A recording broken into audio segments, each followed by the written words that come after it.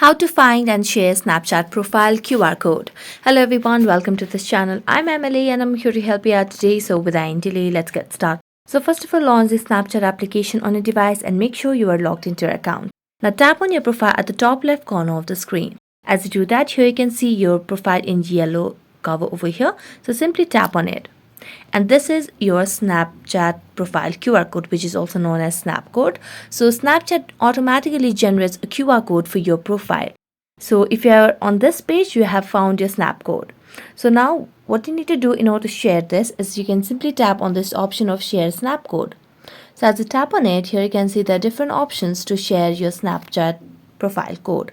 So you can either copy the link or you can just tap on it and send it through different other options like Telegram as well.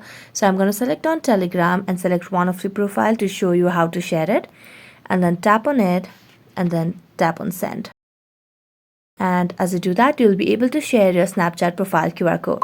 So thank you so much for watching this video. See you next time.